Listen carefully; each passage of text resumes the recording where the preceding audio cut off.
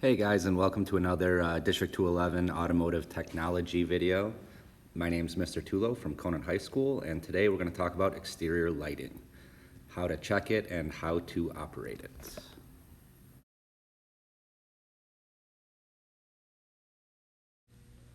So first, let's talk about how to operate a vehicle's lights.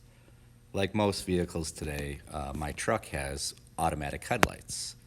In the picture here, you can see the knob that controls this. It's currently on the auto setting. What that means is that the truck's going to take care of the headlights for me when I turn on the key. It does this using a photo sensor or light sensor on the dashboard. The other symbols on the switch are the same as every other car with non-automatic headlights. So let's take a look at a different car for that. So this is an earlier car from 2000 that does not have automatic headlights. The headlight switch is in the same place. Kind of goofy here. It looks like I have two headlight switches. I do not have two headlight switches. One is the fog lights, which are the lights way down low on the bumper for foggy situations where the headlights are up too high. It'll light up the road for you. And then here's my regular headlights. What's interesting about non-automatic headlights is you can actually leave them on. Okay, this car doesn't let me leave the headlights on. My fog light switch is turned to on right now, but my fog lights are not on. But it still will let these lights stay lit. So this will drain your battery. You gotta watch out for that. This is the downside of having non-automatic headlights. You could kill your battery. You can hear the car chimes at me. It has this message on the dash telling me I left my lights on. But people still do forget. A very common problem that requires a jump start. So if I turn my key on, okay, you can see I now have fog lights on. Oh, got the headlights all on. I could turn my fog lights on. Okay, you can see that lit up. And this light, or this little indicator on my switch, matches my indicator lamp on the dashboard. So that's telling me fog lights on. Alright, so if I go one more position, then I have my headlights on. Okay, so if I want to turn my brights on, if I want to keep them on permanently, I'm driving down a dark country road, you know, I could turn them on by flipping my turn signal switch forward. We'll talk about that in a second. No brights. And then if I want to flash, like flashing the pass, or if I'm driving around during the day and a semi's trying to merge over, you know, those guys are at work, so I always let them know they have enough room to make it easier on them. That's letting them know that it's safe to merge over. Okay, so that's your flash to pass, is pulling towards you. So if we look here, my truck had this too, this little scrolly wheel. What is the purpose of this? See how the gauge backlights get lighter and darker? Everything does. The screen, my buttons on the console here. Why wouldn't you just leave it all the way up? Why wouldn't you want to see them all the time? Well, that might be easy to say around here where we have street lights and there's a lot of light pollution.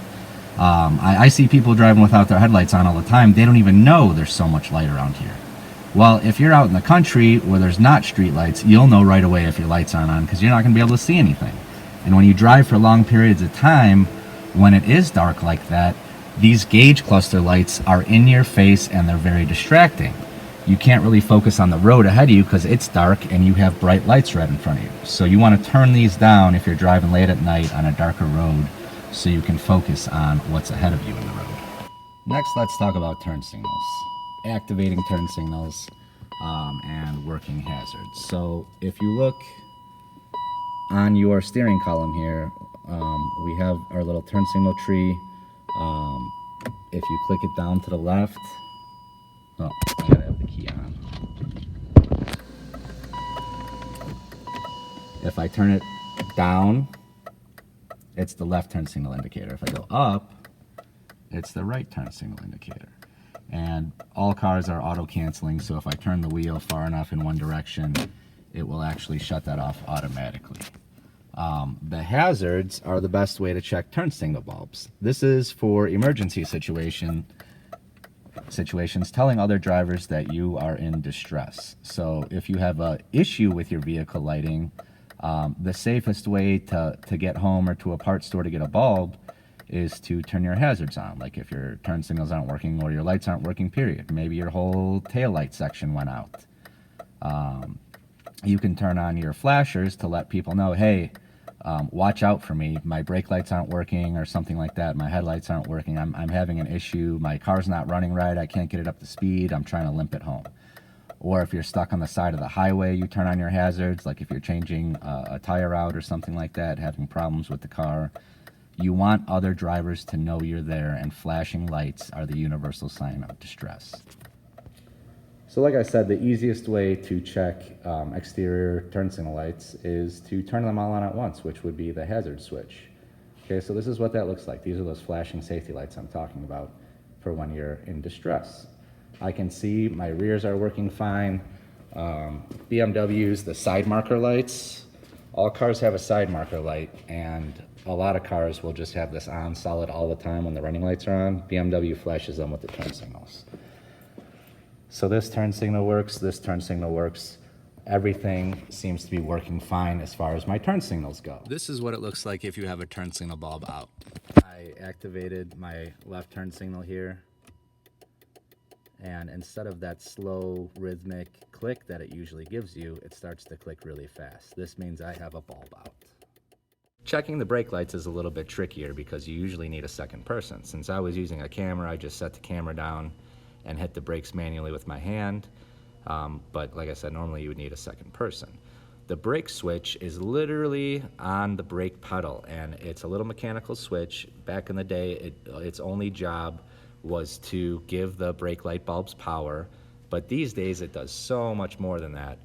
If you have a bad brake light switch, it could prevent the car from starting because the engine's computer might be looking to make sure your foot's on the brake before it starts it. It could cause all kinds of problems. So that switch, if both of your brake lights are not working, the odds of both of those bulbs being bad at the same time is not likely. So it's probably either a brake light switch or you have a wiring issue, something like that. The running lights are a lot easier. You just turn the headlight switch onto the second position, key on or off on most cars, and you can see here that the side marker light is on continuously. Like I said, the BMW flashes, the Mercedes stays on all the time. And then in the corner of the headlight, we have our what's called corner marker lights, and those seem to be working fine as well. Taillights are just as easy. These stay on the middle position on the headlight switch. You can see there's actually a bulb out here. See how there's two lights on there? And then if I go back to this side, it's missing one bulb, the inside one. So we actually found an issue there. Lighting is extremely important for safety, not just for you, but the other drivers around you.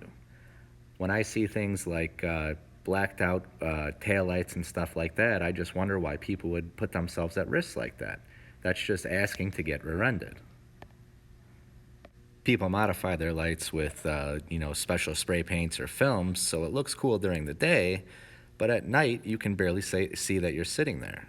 In fact, while I was looking up these pictures, there's a bunch of articles and forum posts where people actually got sued because they got rear-ended at night, and normally, especially in this state, whoever rear-ends the other person is at fault no matter what. You can't just run into the back of somebody.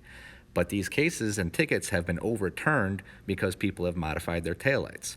Why would you purposefully make your car less safe at night? It's ridiculous. As far as headlights go, it's kind of the same thing, except for, people don't normally purposefully make these worse. The sun does. You can see on a car like this, where the lenses are kind of facing up towards the sky, they get beat by the sun. In fact, when we turned the marker lights on this car, I could barely see that they were on until I got really close to it. So these are really faded out from UV rays from the sun. And then you see a car like this where they're kind of pointed straight ahead. The sun doesn't really get at it. You can see the top side of them is a little bit faded, but they're very clear if you look straight on at the headlight. This is how they should be.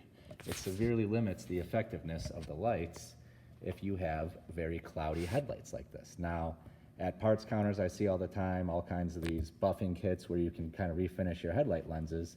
I have bought those. I tried them once and it lasted about 3 or 4 months, and then they started to yellow out really, really bad. They were affected by the sun even more so after I polished them. So the correct way to fix this issue is to replace the headlight housing, or in some cases you could replace just the front lens, just the plastic front without the whole box itself.